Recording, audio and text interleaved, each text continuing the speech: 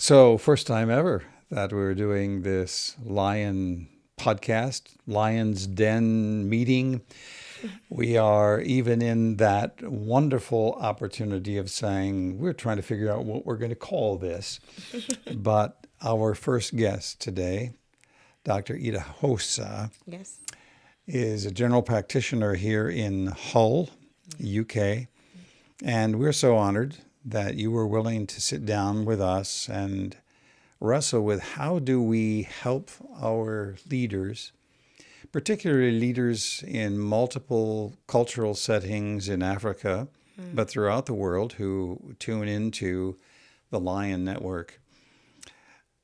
How do we help encourage, equip, and empower them in that daily struggle just to live with fullness and balance and excitement, and especially for those who are called on to give of themselves to the service of others, that becomes a major challenge. So, is that all right if I call you doctor, even though you have this wonderful personal smile and we want to get to know you? Yes, it's fine. But that is your profession. Yeah, it And is. so, without going into a whole background, because we want to dive right in, you meet many people each day. Yeah.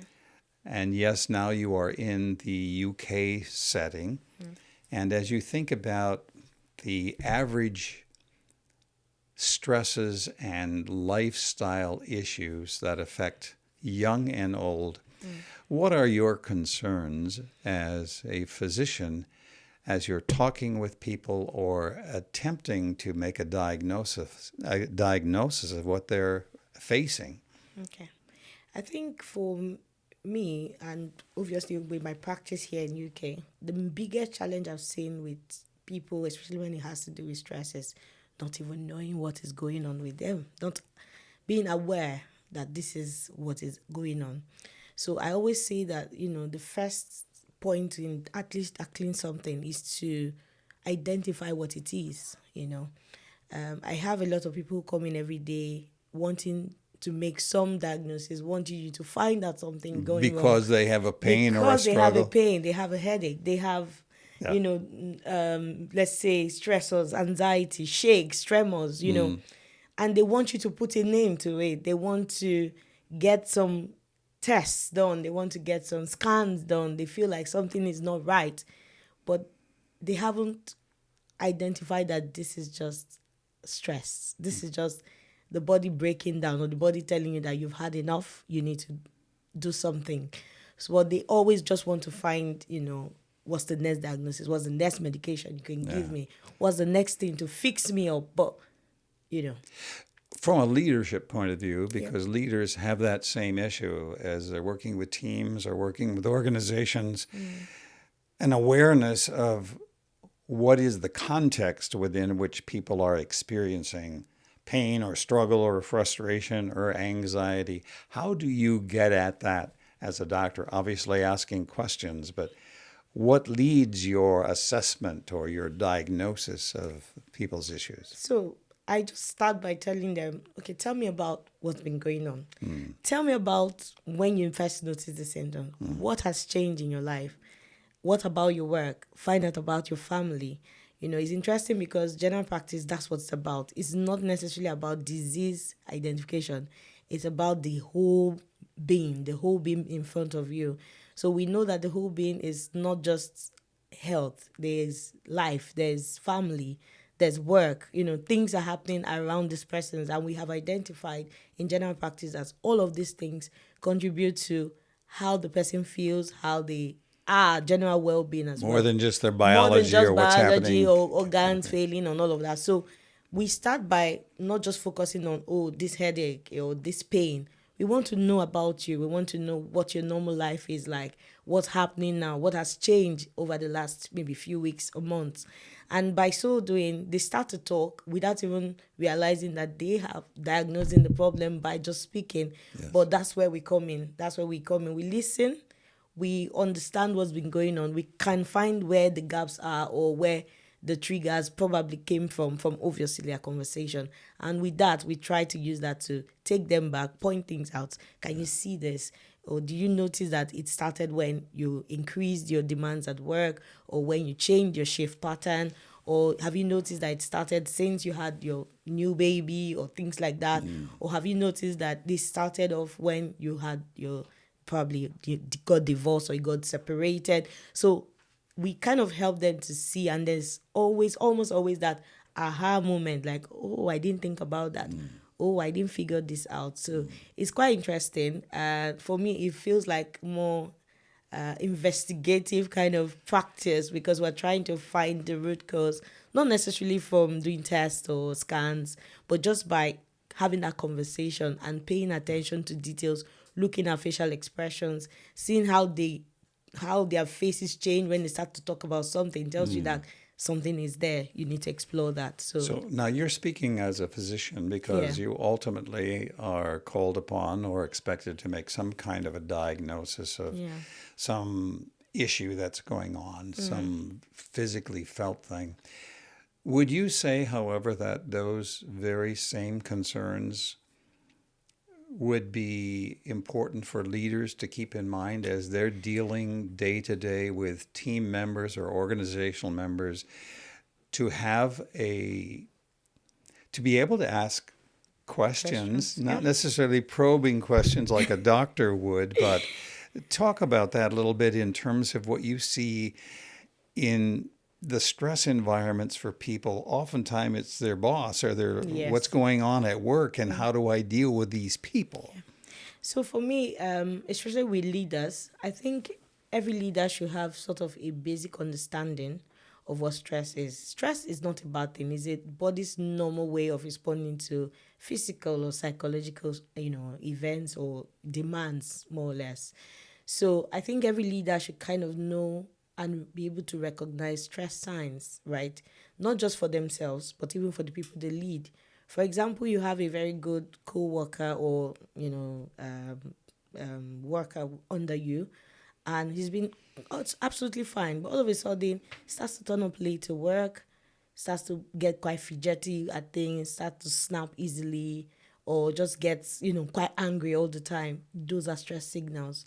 I think every leader should sort of have that basic foundational understanding and apply this even at their workplace. It will be very useful, not might, it will be very useful for those that they lead as well as for themselves, because like I said earlier, identifying and knowing what's going on is usually like the first steps in actually fixing the problem. So I feel like every leader, it should be like a basic, I don't know if there's a leadership course that runs, maybe relying hard, but I think it should be like a basic thing to say. You need to recognize stress. You need to know how to identify some of the stress signals. Let's talk about that for a moment, because we like to talk about stress as if it's this disease that comes upon us and, we can't do anything about it.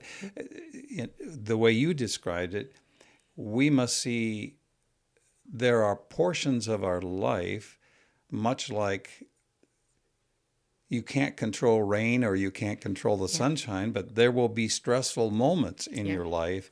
So it's not a question of that the disease comes along, but it's how are we going to deal with sunshine or rain. Exactly. So how do you counsel, or how would you counsel, again, from a physician's perspective? Okay.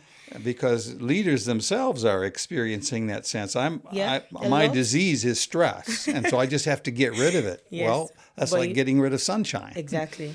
So I like the illustration you gave, sunshine and rain. They will always be with us. But what do? You have your sunshades or you have your umbrella for the rain. So it's the same thing that applies with stress. Your preventives. So it's the same thing that applies with stress. So stress, like I said, is not a deadly problem. It's not sickness, as it were. It's like a body's normal sign or signal or response to, too much demands have been put on you. The best way to tackle it is not running away from it. Is actually identifying again and being aware and knowing what are your tools to tackle them, like your umbrella and your sunglasses. I usually tell my patients that come, especially with anxiety, that, I know they're always pushing for medications, but I tell them medications are not the answer, because these things are with us. Stress would come up from time, one time to another, depending on what stage of your life you are in now. The best things are getting those necessary tools to tackle them. And how do you do that? Is we send them for counseling. They give them like coping mechanisms. They give them like, mind, everything about mindfulness. Mindfulness is knowing how to sit, have that real reflection with yourself, find out what is your trigger or what is actually, putting those stresses on, and then finding a way to either manage them or step away from them if it's too much to manage. So bringing it back to leadership, leaders sometimes don't know when to say no. They don't know when to stop. They don't know when to just take a break. They don't know when to pull the plug and say, you know what, I've had enough. But I think everyone needs to have those, fantastic tools to find out your way of managing this stress. Is either you find ways of decentralizing focus from yourself, what's the word, allocating, or what's the word now, designating, giving responsibilities to others and decentralizing that, focus from yourself, or actually taking breaks. Breaks are not a See, sin. now you're a doctor, and I'm assuming that people come in to you and they're expecting that you are going to prescribe some kind of chemical, some kind of medicine, and then you are now talking about all these other lifestyle issues. You're part counselor, you're part trainer, you're part. But is that what leaders need to be aware of? That there is no immediate pill. There's no, in that sense, no instant solution to dealing with stress. It's a matter of developing the skills that are necessary to cope. Yes, I think you've put it quite nicely. So developing the skills are better than just popping pills. Pills will give you that temporary feel of, oh, I feel all right. But what you're doing, you're just covering things up. You're just putting a blanket over a fire that eventually will burn through it. So I think most importantly, leaders need to develop the right skills to deal with them, understanding them and dealing with them, not just popping a pill to just put a blanket over it, just keep covering it, just keep piling it. Because at some point, they would break. At some point, the fire will burn through the blanket and it will still resurface. So all those pills, all those, trying to take medication to make you sleep, I get that a lot at work. Oh, can I just get some pills to help me sleep? And I'm like, that's not the answer. The answer is dealing with what's making your mind not to shut down, dealing with what's making you heightened or hypersensitive and not, going to sleep, dealing with that, doing some relaxation, doing some, mindfulness, thinking, resting, shutting down, taking off screen time, removing televisions from the bedroom, like we tell people, taking off your computers from your bedroom. When it's time to sleep, you actually need to shut your mind down. If you want to just, read a book, listen to music, anything at all that doesn't really require you popping another pill, because what you're just doing is you're just deferring the doomsday. You're pushing it forward when you do the pills more than you do the skill development. Okay. So that's your assessment of chemicals and pills. Let's just talk about health, if I may. Yeah. We divide it in our culture in English into physical health and mental health, maybe spiritual health if we're people of faith. Is that, talk to me as a leader, if I'm coming to you and saying, I've got this stressful job and I'm just not feeling right. I'm always fatigued. How would you approach me as a potential patient or as a patient in thinking about those categories of health? Okay. So what I would say is incorporating a healthy lifestyle. Yes. So healthy lifestyle includes both your physical health, your mental health, and of course, if you're, a believer, it's your spiritual health. So, but are not all people in some way spiritual? They are, but whether they believe, whether they are, believers, Christians or not, there's something you believe in anyway. There's something, and that's an important part of it is human health, correct? It is. So if we start from the physical health, things like exercising, things like right diets, things like just keeping your body, we call it body mass index, keeping it under the right, category or the right range, so to speak, will go a long way to relieving those stress. And the interesting thing is that your physical health is also connected to your mental health, so to speak. I had a patient the other day, and she was a lot about her mental health. But the reason why her mental health was challenged was because her body mass index was over the roof. And she identified that as this thing that is causing her, depression and anxiety. So Her there's literal her physical literal health. physical health is taking a toll on her mental health. So that's why I said they are connected. So if I start from the physical health, keeping those right healthy balances, exercising, finding a way to incorporate it. I know some leaders will tell me, oh, but I'm too busy to go to the gym. I'm too busy to just, take that time to run or take a walk. What we try to advise is find a way to put that in your daily routine. For example, you always drive maybe say 30 minutes to work from your home, and you obviously park right outside your office. You can do just parking a little bit farther away and just taking that extra time to walk into your office. It gives you some, it might be little, but it's better than nothing, That's medical advice you're Oh, giving here as yes, well, yes? definitely. So, and then obviously being careful about what you're taking. The other day I was listening to one of a very great speaker, and he was talking about people actually do have poisons in their pot.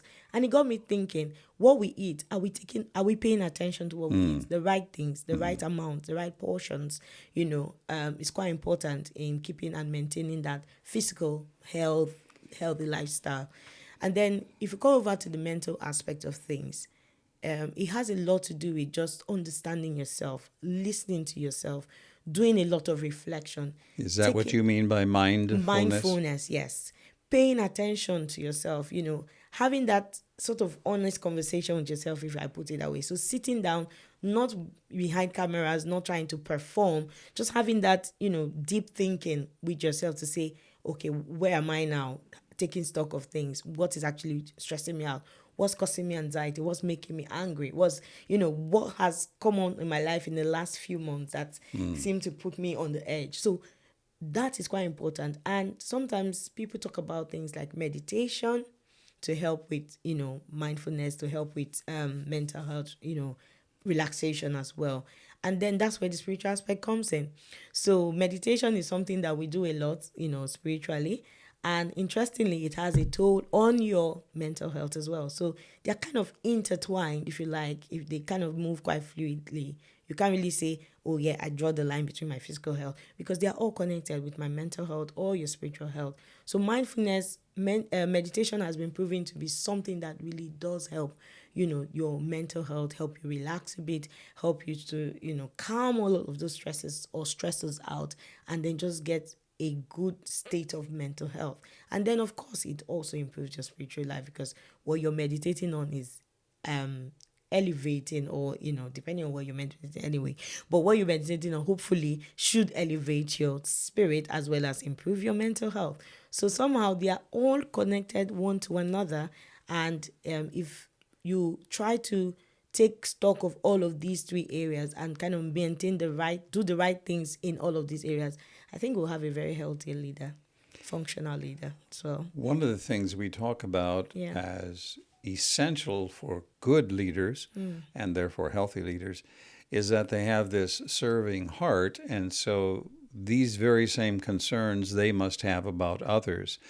But would you say, Doctor, that oftentimes leaders, like parents or doctors, become so focused on serving the needs of others that they're not practicing what they're preaching as far as their own mindfulness? Yep. And so may I just ask you personally, for example, you and your husband, I understand, you're both physicians. And your leadership role obviously begins with how you're leading your personal lives, then your marriage life, then your family life, then your practice. So you have multiple leadership roles. How do you go about being mindful or practicing some of these things that you're diagnosing and giving a prescription to us for? So I love your question, because it's something that, whilst I was just thinking about, stress and leadership, I realized that it's something that leaders are faced with all the time. There's that, because of their heart, they want to give, they always want to serve. and they ignore the person, the vessel, let me put it that way. I don't need I it. don't need it. I need to give. I want to, do something. I want to do the next thing. I want to get on the next person. I want to help the Yes. next person. But to be That's a my leader, job. yes, it's my job. I need to do it. Like your job. Like my job. But to be a good leader, to be a great leader, you have to learn how to lead yourself first. Yes. That's the first point. To lead yourself first means, like you said, practice what you preach. So I'll bring it down to myself. Myself and my husband, we had, when you're in medical school, you had aspirations. I want to be a gynecologist. I want to be a cardiothoracic surgeon, for example, for my husband. Specialties, high demanding specialties, by the way. So, but we, by the time we got into the UK and we saw the reality of what the specialties demanded and the time that was, invested in all of this, we had to have that honest conversation. We had to come back home to say, you know what is your priority? What is my priority? And we both agreed that we had the priority of family. And we had the honest conversation to say that if our priority is the family, then all of those aspirations or career, chasing those kind of careers will not give us that privilege to focus on what's important. So you don't lose the vision, but you're adjusting, qualifying, exactly. or making Modifying. certain that yes, the prioritization of how the vision pulls you forward depends on how healthy you want to be. Yeah. So priority is quite key for every leader. You have to know what's important. You have to know what, for example, a leader who wants to have so many goals. I want to do this. I want to get 40 million people. I want to reach those people. Yes. You have to prioritize to know that you need to be alive. So how do I prioritize, Doctor? Is it asking myself questions? Yes. Asking yourself honest questions, I would say, because sometimes we lie to ourselves. We like, I can do it. I keep going. But you have to ask yourself honest questions. You have to assess yourself and say, okay, 10 years ago, my strength was, say, 100%. Now I'm over 50. I'm not as strong as I used to be. So that honest conversation tells you, what do I need to adjust? What do I need to modify? Who do I need to delegate some of these things to so that I can manage where my energy levels are now and then be hopeful that would carry me and push me further for as long as I need to do these things. Because I think it's just that honest conversation that never happens. So you don't lose the vision, but you can make modifications. So you had that honest conversation with your leader husband and yourself and established, therefore, some priorities. But then how do you put those priorities into practice? You still have to show up and still have to care for other people and do all the stressful things that doctors do. How do you put those priorities into practice? So one of the ways to put that into practice is, like I said, find your delegating and finding your support systems. So what we did was we knew that going whichever route you want to go, as long as you have some career drive or career vision, there will still be some demands on you. So we had a talk to say, what, can we do this? What did we need to do? At the time I had a new baby and I would start going into a training, and we knew that for that to be successful, for me to be able to manage having that baby grow up healthy and also try to chase my aspirations, my career, at least to some extent, I needed that extra help. And I got an extra help. I got a childminder who was available when I wasn't available, so that it takes that off my mind. It takes that part of, I want to do everything myself. I juggle that and then break down eventually, because you will break down if you don't think about, how to manage these things. So you have to find your support system, whatever it is, whatever that support system means to you. For me, it was getting a nanny, getting a childminder to help manage that child up until the time that she's maybe up to school age. And then we are better much, in control of how to, cope with work and then, school runs and all of that. So whatever it is, I can't say one size will fit all for everyone, But if you just find what your support system or what the support you need and find those support systems and put them in place, not just knowing them, but actually taking steps to put them in place is actually key. So you're saying, as a professional, Yeah. and obviously some leaders listening to you would say, well, you have the money to do this and hire these people, but is there such a thing as a person that doesn't need a support system? Isn't that what relationships are all about? So it isn't necessarily a hired relationship. No. How would you counsel, or as you focus on your own life again, going Yeah. back to that, that is some help, but really you're focusing on who are the people in my life that are Yeah. important, and how am I supporting them and they supporting me? Yeah. Yeah. That's a medical diagnosis too, right? So I love the fact that you went back there, because in my journey, the childminder was not the only support system I had. I had to make conscious effort to relate with people. Yes. I remember when we moved down to the hall, or Cottingham as it were, very close to Hall, we seemed to be like the only people of color in that area. And it was a little bit difficult because the Another stress? Yes, that was another stress. And then I was just at the verge of having a new baby. So I was already thinking, how do I cope with this? Who's going to help me? Who's going to help me? I don't have my mom here. I don't have my family nearby. So what did I do? I stood up from my comfort zone. I went around. I started making friends. And I made significant relationships. Wow, you mean so making friends is actually yes. helping me with my health? He's helping you. He's helping you. He's helping them, because, like you said, you're giving something, they're also gaining something. I went to the extent of, I saw just a sign that, this might be a person of color, and, because we kind of, obviously, cultural differences as well, I feel like they would understand more. And I just went. I didn't know them. I didn't know nothing about. I just went and knocked on the door. Hi, hello, my name is this. And I met a friend, and her name is, I'll preserve her name for now. So, and then we got talking, we got bonding. And then fast forward to a month down the line, when I had to go into hospital. Of course, babies like to come in the middle of the night or very early hours of the morning, and you're not allowed to come in with some. You can't little ones. schedule them. Yes, you can't schedule them. So they have their own time. They have the mind of their own and all that. So she was, whilst we had that conversation, we started talking. Of course, she knew that I was going to be due anytime soon, and I had to open up and say, you know what, I would need your help. In the event that I have to go into hospital, of course, my husband had to take me into hospital. He needs to stay with me. We would need someone to help with the older one, which was, she was just about 3 at the time.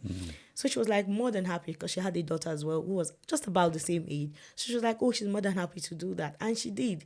So when we had to go into hospital impromptu, like they come at their own time, we just called her up and, you know what, popped over, dropped, my daughter with her. And she was more than pleased. I wasn't worried. I knew that, I've made that significant relationship to know that she's a great person.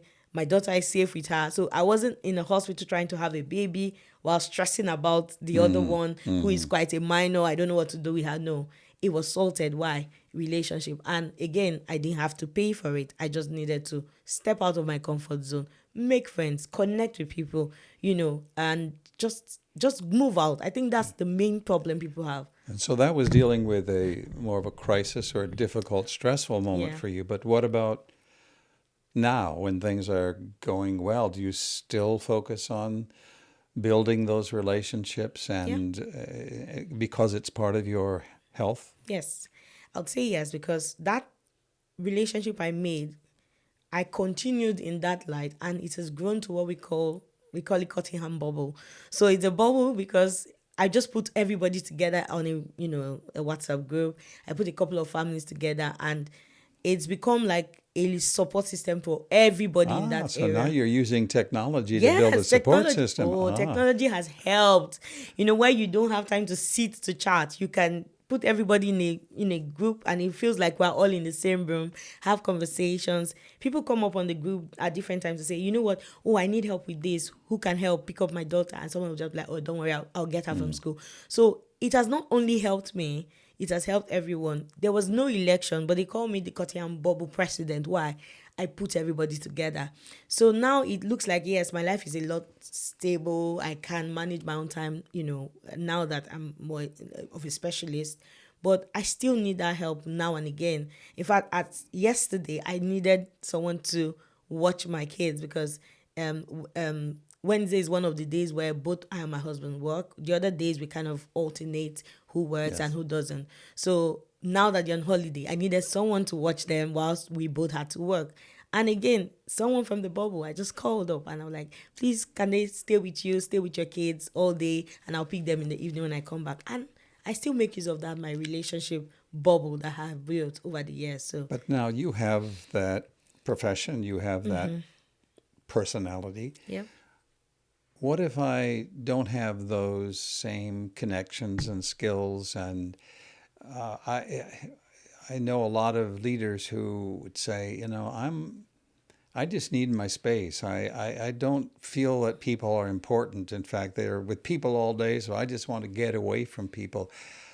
Being mindful about what my health needs are, how would you speak to or address a leader who feels that way? Okay, I think that leader need to readjust because no man is an island. You cannot survive on your own. You absolutely cannot survive on your own. Starting being honest with yourself. Yes, you have to be honest about it. You cannot survive. In fact, I don't think God made us to live in isolation. Otherwise, he would have just made Adam and left Adam alone in the garden. But Yeah. there were animals, there were plants, there were, of course, eventually Eve came on board. So we were not made to live in isolation. So for that leader who is saying, I just want my space, yes, there are times that you want your space, but you can't want your space all the time. Relationship is key. I can't overemphasize that. So if someone has that mindset of, I don't want people, I can't make friends, I don't think there's anybody that can't make friends. I used to think I was a very shy person. I used to think that I couldn't speak up. I couldn't. Are you sure? Because you I don't used come to. across that. Yes, way. that's why I say that I think some things are just in your mind because Yes. growing up I used to think that I was quite shy. I couldn't come out. I couldn't speak. I couldn't. If I stage, I couldn't stand on the stage. But I think all those things are just lies in your head. There's nothing you cannot do, and if it will take you just adjusting a little bit, just stretching it out a little bit, I think every leader needs a relationship. I can't ever emphasize that, really. This has been wonderful, and the time has gone so quickly, and it takes more time. Yeah. Summarizing some of what we talked about, Yeah. that self-awareness, Yes. the prioritization, Yeah. being mindful of all people and circumstances around us, proactively Yeah. focusing on those needs for others as well, Yeah. and building those relationships. Support Doctor, systems. as kind of a last word, what would you feel right now is the most important thing to say to leaders who are feeling somewhat overwhelmed in their desire to not only be what leader they are, but to become better? Okay. I would say to that leader, you're not alone. A couple of people have been there before. What you just need to do is just make that step or determine to make that change today. Don't defer it. Don't say, I'll think about it. Just determine today to sit down, have an honest conversation with yourself, see how far you want to go, find out who are these people you want to go along with, and start making that connection. It's Thank never you. too late. Yeah. Doctor, thank you for taking this time problem. My to talk pleasure. with us, to answer questions. Yeah. Will you do this again sometime with us? I will. It's- As long as I'm available, I'm more than happy to. It's been very helpful, and Yes. it is our hope that as you listen and as you learn and you attempt to apply some of these skills Yeah. and medical diagnoses and prescriptions, Yeah. that you too will find that great adventure of becoming a great leader. Yes. It's part of the reason you're part of Lion. Thanks for being with us. Yeah. Thank you.